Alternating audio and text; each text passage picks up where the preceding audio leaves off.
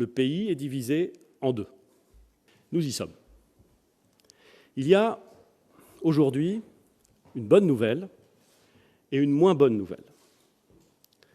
La bonne nouvelle, c'est que nous sommes en mesure de valider le déconfinement sur l'ensemble du territoire métropolitain. La moins bonne nouvelle, c'est que certains départements ont des résultats moins bons qu'espérés.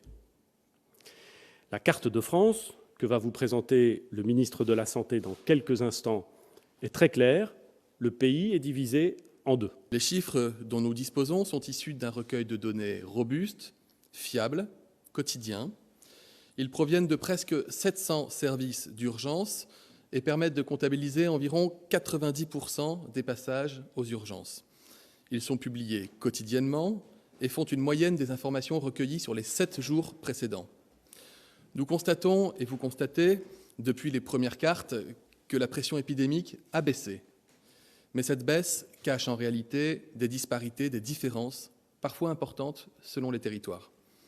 Si l'on affine et que l'on regarde territoire par territoire, la situation est la suivante, je la rappelle, en vert, les départements dans lesquels moins de 6% des patients adressés aux urgences viennent pour une suspicion de maladie au coronavirus. En orange, lorsque ce sont 6 à 10% des patients, et en rouge, c'est lorsque plus de 10% des patients qui vont aux urgences d'un hôpital y vont pour une suspicion de maladie à coronavirus.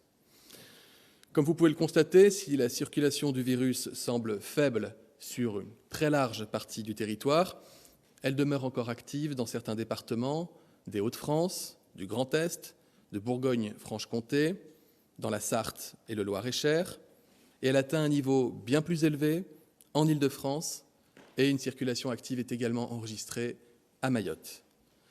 J'en viens maintenant à la seconde carte, celle que vous connaissez aussi, qui est relative aux capacités sanitaires. Entre janvier et mars, nous avons augmenté notre capacité de réanimation pour atteindre le chiffre sans précédent dans notre histoire sanitaire de 10 500 lits. Notre objectif, désormais, est de revenir à notre capacité habituelle, c'est-à-dire 5 000 lits de réanimation, pour pouvoir prendre à nouveau en charge des malades qui ont besoin, dans la pratique quotidienne de la médecine et de la chirurgie, de ces lits de réanimation, et puis pour permettre aux professionnels de santé de retrouver un fonctionnement normal, et puis, et c'est bien la moindre des choses, un peu de répit. Il faut bien comprendre que les tensions sur les capacités en réanimation, du fait de l'épidémie, restent encore fortes dans certains territoires, compte tenu de l'afflux important de patients graves dans les services de réa de nos hôpitaux ces dernières semaines. C'est le cas dans les régions qui ont été le plus touchées, l'Île-de-France, le Grand Est, la Bourgogne-Franche-Comté et, à minima, dans les Hauts-de-France, le Centre-Val de Loire, l'Auvergne-Rhône-Alpes et Mayotte. Dans le reste du territoire, la situation est revenue, sinon à la normale, en tout cas dans des eaux bien plus acceptables. Là aussi, les résultats qui sont affichés sont une moyenne sur les 7 derniers jours. Les seuils utilisés pour cette deuxième carte, vous les avez sur la carte, en vert, lorsque le taux d'occupation des lits de réanimation par des malades du coronavirus est inférieur à 60%, en orange, lorsque c'est 60 à 80%, et lorsque plus de 80% des lits de réanimation sont occupés par des malades atteints du coronavirus, la carte apparaît alors en rouge. Comme vous pouvez le constater, la situation est assez nette, avec au fond 3 diagonales distinctes dans l'hexagone. La première diagonale, en vert, va de la Seine-Maritime aux Alpes-Maritimes, avec des capacités hospitalières qui ne sont pas ou plus menacées par un afflux important de patients atteints de formes sévères. La seconde diagonale, celle qui s'affiche en orange, va du Pas-de-Calais à la Haute-Savoie, avec des services de réanimation davantage mis en tension par l'hospitalisation persistante de patients atteints de formes graves de coronavirus. La troisième diagonale, enfin, celle qui est en rouge, qui comprend essentiellement les départements des régions Grand Est, Île-de-France, Bourgogne-Franche-Comté. C'est cette diagonale dans laquelle la situation des services de réanimation reste l'objet d'une attention toute particulière. S'agissant maintenant de la troisième carte que vous allez découvrir aujourd'hui, c'est celle de nos capacités en matière de tests virologiques. En janvier 2020, le premier test PCR à la recherche du virus Covid-19 a été réalisé. Depuis, nous n'avons cessé d'augmenter jour après jour, semaine après semaine, nos capacités diagnostiques en ville, à l'hôpital, dans les laboratoires départementaux vétérinaires, de gendarmerie, afin de pouvoir diagnostiquer de nouvelles infections. Un effort de montée en charge et de renforcement des équipements très important a été réalisé pour armer notre pays en tests.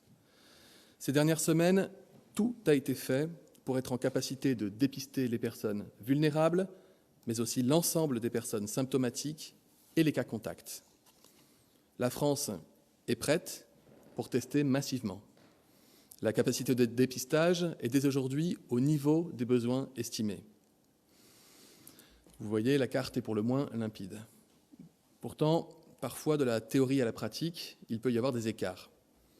C'est pourquoi j'invite les Français qui se seraient vus prescrire un test PCR et qui rencontreraient des difficultés de toute nature dans la réalisation de ce test à contacter le numéro vert 0800 130 000, le numéro que vous connaissez, afin de nous permettre de résoudre sans délai les problèmes éventuels. Comme vous pouvez le constater, les territoires seront, dans leur totalité, en capacité de tester largement. Cette carte articule les 3 indicateurs de pression épidémique, de tension sanitaire et de capacité en matière de tests. Vous le voyez, 4 régions, tous les départements de 4 régions restent en rouge.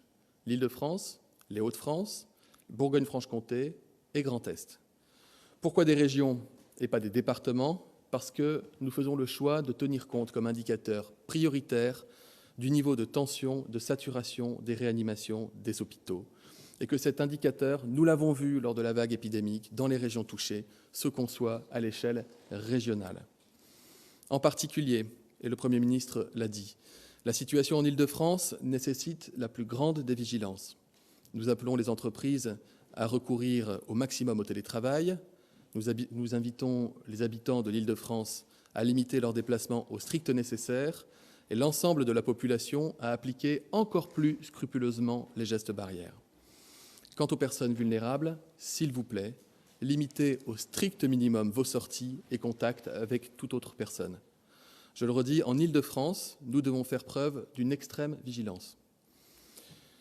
Je sais les difficultés que chacun a traversées ces dernières semaines et je sais combien tout le monde souhaite pouvoir reprendre une vie un peu plus normale, mais nous voulons à tout prix éviter une reprise de l'épidémie qui viendrait alourdir encore la situation de ces territoires.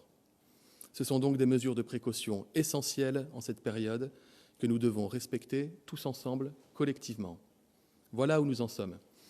Les éléments que je viens de vous présenter sont fiables, ils sont solides.